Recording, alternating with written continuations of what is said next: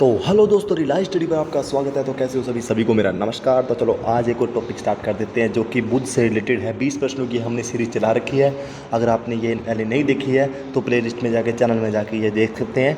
और आज हम अपनी न्यू सीरीज में एक भाग लेकर आए हैं जिसमें से गौतम बुद्ध से रिलेटेड 20 प्रश्न हम करवाएंगे और वो आपके एग्जाम के लिए वेरी वेरी इंपॉर्टेंट आएंगे। CGL, CSL, MTS स्टेट एग्जामों की तैयारी करने के लिए, पुलिस की तैयारी करने के लिए जो बच्चे तैयारी करते हैं उनको लिए इंपॉर्टेंट हो जाती है ये क्लास। तो आपको अच्छे से देखनी है और अपने एग्ज़ाम के लिए प्रिपेयर हो जाना है सभी के सभी को। 20 प्रश्न आए, उसके लास्ट में हम थोड़ा सा और क्विक रिवीजन भी करवाएंगे, ठीक है।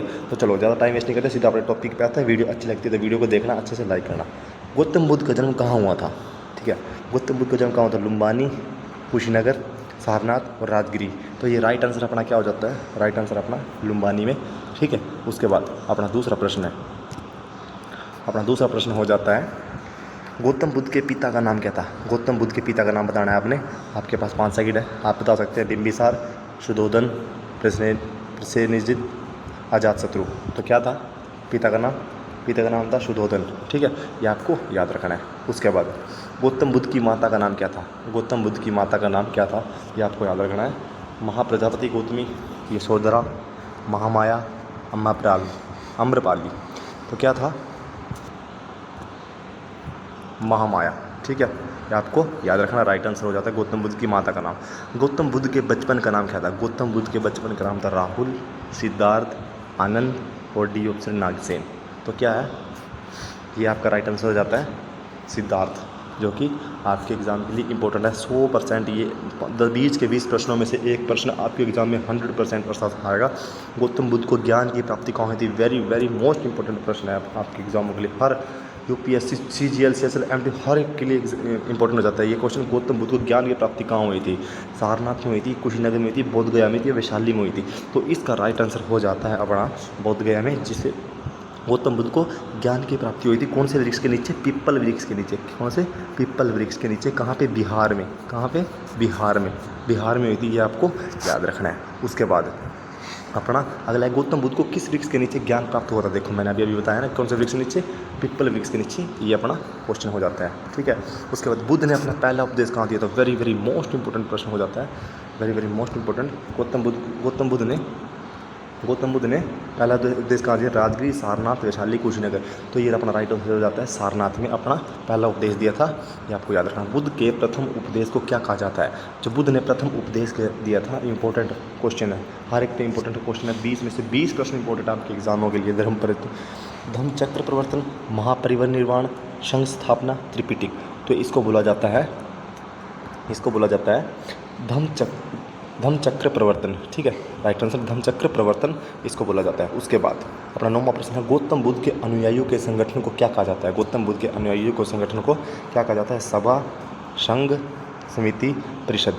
तो इसको बोला जाता है संघ, ठीक है। राइट आंसर अपना गौतम बुद्ध का महापरिनिर्वाण कहाँ हुआ था? अगर आपको वीडियो पसंद आ रही है तो वीडियो को शेयर करो, चैनल को सब्सक्राइब करो। अगर ऐसे भी आगे भी वीडियो देखना चाहते हो, गौतम बुद्ध को महापरिनिर्वाण कहाँ हुआ था? महापरिनिर्वाण से मतलब है कि उसकी मृत्यु, मतलब कि उसको मृत्यु कब, कहाँ पे हुई थी? तो कहाँ पे हुई थी? उसमें इसकी मृत्यु को महापरिनिर्वाण का नाम दिया गया है। ये भी आपके प्रश्न आ सकता है, इंपॉर्टेंट हो जाता है, ठीक है। एक प्रश्न भी आपके एग्ज़ाम के लिए ऐसा नहीं है कि जो सिंपल है, ठीक है।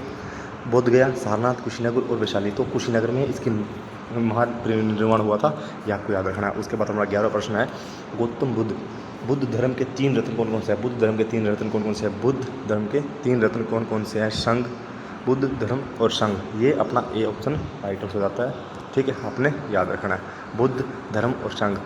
उसके बाद बुद्ध द्वारा प्रतिपादित मध्यम मार्ग का संबंध किसे है?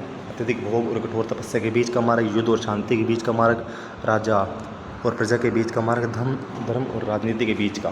तो ये अपना ए ऑप्शन राइट हो जाता है। ये आपको याद रखना, अत्यधिक भोग और कठोर तपस्या के बीच का मार्ग, ठीक है। अपना गौतम बुद्ध का निधन किस वर्ष में हुआ था? गौतम बुद्ध का कितनी आयु में हुआ था? मोस्ट इंपॉर्टेंट प्रश्न मैं आपके लिए लेके आया हूँ। अगर आपको अच्छी लगे तो वीडियो को लाइक करना। कितनी वर्ष की आयु में? 80 वर्ष की आयु में उसकी मृत्यु हुई थी, ठीक है, निधन हुआ था, ओके। बौद्ध धर्म को प्रमुख ग्रंथ कौन सा है? बुद्ध धर्म का प्रमुख ग्रंथ कौन सा है? तो ये अपना उपनिषद है, त्रिपिटक है, जो कि आपको अच्छे से याद रखना है भाई, ठीक है। उसके बाद अपना अगला प्रश्न है, चौथी बुद्ध संगीति किसके शासनकाल में हुई थी? किस शासक के काल में हुई थी? कौन सा था? तो वो किसके काल में थी? अशोक के, कनिष्क के, बिंबिसार और हर्षवर्धन। तो ये अपना राइट आंसर हो जाता है, कनिष्क के काल में चौथी बुद्ध संगीति हुई थी। गौतम बुद्ध को ज्ञान प्राप्ति के समय उनकी आयु कितनी थी?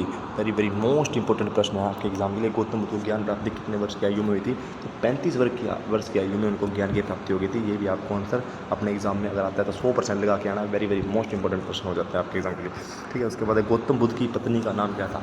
गौतम बुद्ध की पत्नी का नाम क्या था? यशोधरा, गौतम में अम्रपाली और महामाया। तो महामाया तो उसकी माता का नाम था और इसका यशोधरा इसके राइट आंसर हो जाता है, आपको याद रखना है, ठीक है। उसके बाद गौतम बुद्ध के पुत्र का नाम क्या था? गौतम बुद्ध के पुत्र का नाम था आनंद राहुल, ठीक है। राहुल हो जाता है, ये आपको याद रखना है, ठीक है। उसके बाद गौतम बुद्ध ने अपना गृह त्याग किस आयु में किया था?